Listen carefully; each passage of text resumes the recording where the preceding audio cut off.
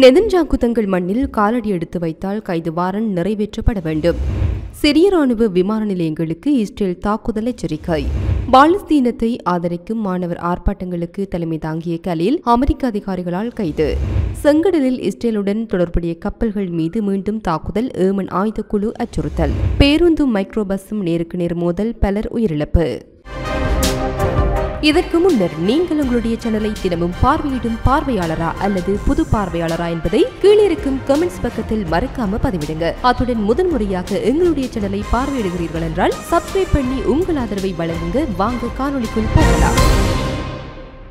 நேற்றைய தினம் சிரிய ராணுவ விமான நிலையங்கள் மற்றும் உள்கட்டமைப்பு மீது இஸ்ரேலிய தாக்குதல்கள் எதிர்காலத்திற்கான எச்சரிக்கையாக செயல்படும் நோக்கம் கொண்டவை என்று பாதுகாப்பு அமைச்சர் இஸ்ரேல் காட்ஸ் கூறுகிறார். சிரியாவின் சமூகங்களும் பாதுகாப்பு நலன்களும் அச்சுறுத்தலாகுமாறு இஸ்ரேல் அனுமதிக்காது என்று காட்ஸ் கூறினார். இஸ்ரேலுக்கு விரோதமான சக்திகள் சிரியாவிற்குள் நுழைந்து இஸ்ரேலின் பாதுகாப்பு நலன்களுக்கு ஆபத்தை விளைவித்தால் நீங்கள் பெரும் விலையை கொடுக்க நேரிடும் என்று அவர் மேலும் கூறினார். சிரியாவின் இடைக்கால ஜனாதிபதி அகமது அல் ஷாராவை உரையாற்றி தலைநகர் டமாஸ்கஸ் மற்றும் மத்திய மாகாணமான கமாஸில் இஸ்ரேல் தொடர்ச்சியான வான்வெளி தாக்குதல்களை நடத்திய ஒரு நாளுக்கு பிறகு அவரது கருத்துக்கள் வந்துள்ளன. தலைநகரின் பார்சே சுற்றுப்புறத்தில் உள்ள அறிவியல் ஆராய்ச்சி மையத்தின் அருகாமையையும் ஹமாவில் உள்ள விமான நிலையத்தையும் குறிவைத்து இந்த தாக்குதல்கள் நடத்தப்பட்டதாக அரசு நடத்தும் சனா தெரிவித்துள்ளது. டிசம்பரில் ஜனாதிபதி பஷர் அல் அசாத் பதவி நீக்கம் செய்யப்பட்டதிலிருந்து இஸ்ரேல் சிரியா மீது நூற்றுக்கணக்கான வான்வெளி தாக்குதல்களை நடத்தியது மற்றும் ஆக்கிரமிக்கப்பட்ட கொலோன் ஹெட்ஸில் ஐநாரோந்து பகுதிக்கு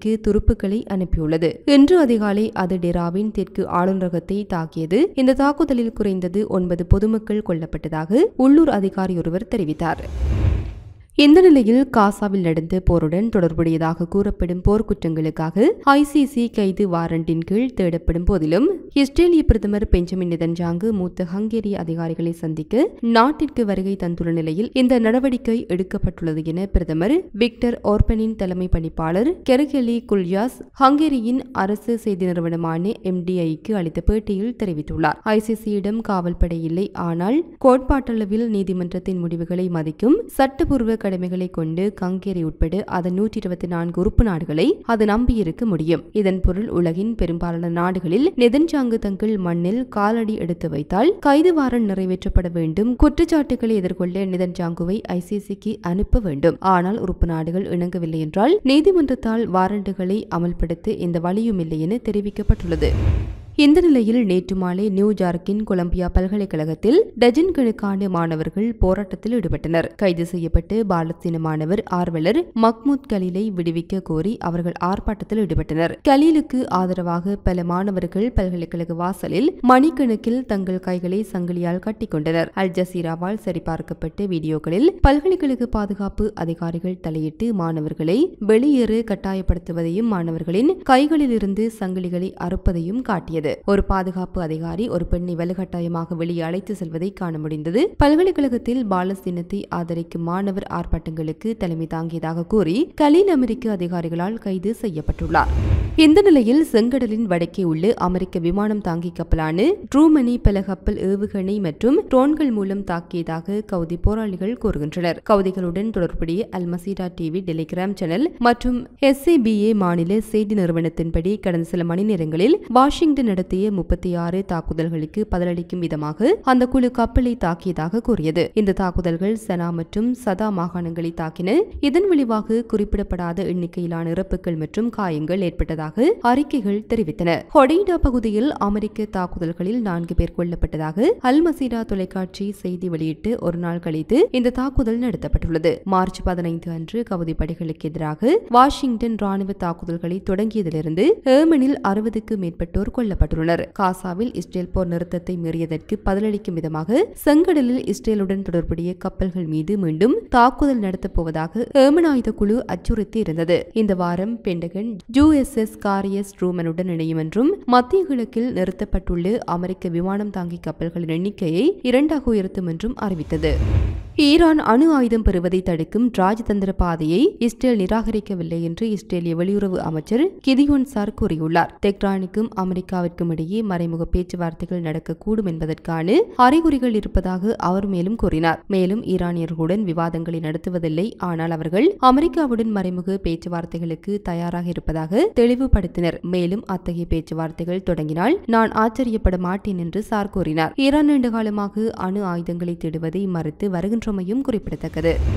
வடகிழக்கு சீனாவின் ஹெய்லாஞ்சியாங் மாகாணத்தில் நடந்து ஒரு கொடிய நிலக்கரி சுரங்க விபத்து மற்றும் அதனைத் தொடர்ந்து அதை மூடி மறைத்ததற்காக மொத்தம் 43 நபர்கள் தண்டிக்கப்பட வேண்டும் என இன்று ஒரு விசாரணை அறிக்கை குறிப்பிட்டுள்ளது. டிசம்பர் 20, 2023 அன்று ஜிக்சி நகரில் உள்ள குன்ஜுவான் நிலக்கரி சுரங்கத்தில் இந்த விபத்து நிகழ்ந்தது. இதில் 12 பேர் கொல்லப்பட்டனர் மற்றும் 13 பேர் காயமடைந்தனர். சேதமடைந்த கம்பிகளுடன் முறையற்ற உபகரணங்களை பயன்படுத்தி சட்டவிரோத சுரங்க பணியில் ஈடுபட்டதால் இந்த விபத்து ஏற்பட்டது. தொழிலாளர்கள் சட்டவிரோதமாக சரக்கு ரயில்களில் பயணித்த போது அதிக சுமை ஏற்பட்டதால் இது அறுந்து விழுந்தது என்று மாகாண அரசாங்கத்தால் ஏற்பாடு செய்யப்பட்டு விசாரணை குழு வெளியிட்ட அறிக்கையில் தெரிவிக்கப்பட்டுள்ளது. விபத்தை தொடர்ந்து சுரங்கம் நடத்துபவர் வேண்டுமென்றே அதை மறைத்து பாதிக்கப்பட்டவர்களின் உடல்களை மறைத்து உடனடியாக புகார் அளிப்பதற்கு பதிலாக ஆதாரங்களை அளித்தார். அவசர கால நடவடிக்கையும் தவறாக கையாளப்பட்டது என அது மேலும் கூறியது. நீதித்துறை அதிகாரிகள் மற்றும் ஒழுங்காய்வு மற்றும் மேற்பார்வை அமைப்புகள் 14 நபர்கள் மீது நடவடிக்கை எடுத்துள்ளதாகவும் மேலும் 29 பேர் கட்சி ஒழுங்கு அல்லது நிர்வாக தண்டனைகளை எதிர்கொள்வதாகவும் அறிக்கை வெளிப்படுத்தியுள்ளது. தென்கிழக்கு வங்கதேசத்தில் நேற்றைய தினம் பேருந்தும் மைக்ரோ பஸ்ஸும் நேருக்கு நேர் மோதியதில் 10 பேர் உயிரிழந்ததாக உள்ளூர் காவல்துறை அதிகாரி ஒருவர் தெரிவித்தார். தலைநகர் டாக்காவில் இருந்து சுமார் 242 கிலோமீட்டர் தொலைவில் உள்ள சட்டோக்ர மாவட்டத்தில் காலை 7:15 மணியளவில் காக்ஸ் பஜாருக்கு சென்று மைக்ரோ பஸ் மீது பேருந்து மோதியதில் இந்த பயங்கர விபத்து நிகழ்ந்ததாக வங்கதேசத்தின் சட்டோக்ரம் மாவட்டத்தின் மூத்த காவல்துறை அதிகாரி அரிபுர் ரஹ்மான் செய்தியாளர்களிடம் தெரிவித்தார். இந்த விபத்தில் மேலும் 2 காயமடைந்தனர். துரதிருஷ்டவசமான பயணிகள் அனைவரும் ஈத் விடுமுறையை அனுபவிக்க கடலோர நகரமான காக்ஸ் பஜாருக்கு சென்று கொண்டிருந்த உறவினர்கள் என்றும் அவர் கூறினார். முந்தைய ஆண்டுகளைப் போலவே கவனக்குறைவாக வாகனம் ஓட்டுவதால் அடிக்கடி ஏற்படும் விபத்துக்களை தவிர நாட்டில் சில பகுதிகளில் உள்ள பழுதடைந்த சாலைகள் இந்த ஆண்டு ஈத் விடுமுறை பயணிகளுக்கு பெரும் கவலையாக மாறிவிட்டன என தெரிவிக்கப்பட்டுள்ளது. கடந்த வெள்ளிக்கிழமை மியன்மாரை தாக்கிய சக்தி வாய்ந்த நிலநடுக்கம் பரவலான அழிவை ஏற்படுத்தியுள்ளது. வீடுகள், அலுவலகங்கள், பள்ளிகள், மதத்தலங்கள், மருத்துவமனைகள் மற்றும் விவசாய நிலங்களை சேதப்படுத்தியுள்ளது என்று அரசு நடத்தும் மியன்மார் ஆளின் செய்தி வெளியிட்டுள்ளது.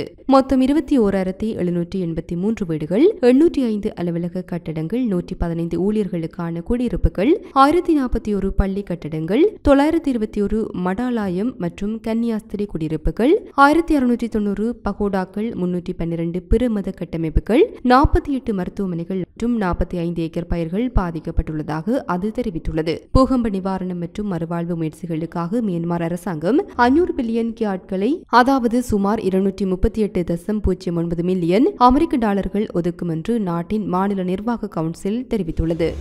இந்தியன் பிரீமியர் லீக் கிரிக்கெட் தொடரில் இதுவரை 14 போட்டிகள் நிறைவடைந்துள்ளன. இதன்படி குறித்த தொடருக்கான புள்ளிப்பட்டியலில் 4 புள்ளிகளுடன் பஞ்சாப் கிங்ஸ் அணி முதலிடத்தில் உள்ளது. இதனையடுத்து டெல்லி கேபிட்டல்ஸ் அணி 4 புள்ளிகளுடன் 2வது இடத்தை தக்க வைத்துள்ளது. மேலும் ராயல் சேலஞ்சர்ஸ் பெங்களூரு மற்றும் குஜராத் டைட்டன்ஸ் ஆகிய அணிகள் தாம் எதிர்கொண்டு 3 போட்டிகளில் 2 வெற்றி 1 தோல்வி அடங்கலாக 4 புள்ளிகளுடன் முறையே 3வது மற்றும் 4வது இடத்தை பிடித்துள்ளன. மும்பை இந்தியன்ஸ் மற்றும் லக்னோ சூப்பர் ஜெயண்ட்ஸ் அணிகள் 3 போட்டிகளில் விளையாடி 1 வெற்றி 2 தோல்வி என்ற அடிப்படையில் 5வது மற்றும் 6வது இடத்தை பிடித்துள்ளன. 3 போட்டிகளில் விளையாடி 1 வெற்றி 2 தோல்விகளுடன் சென்னை சூப்பர் கிங்ஸ், சன்ரைசர் ஹைதராபாத் மற்றும் ராஜஸ்தான் ராயல்ஸ் ஆகிய அணிகள் முறையே 7, 8 மற்றும் 9வது இடத்தில் உள்ளன. இந்த நிலையில் கொல்கத்தா நைட் ரைடர்ஸ் அணி 3 போட்டிகளில் 1 வெற்றி 2 தோல்வியை பெற்று புள்ளிப்பட்டியலில் இறுதி இடத்தில் உள்ளமை குறிப்பிடத்தக்கது.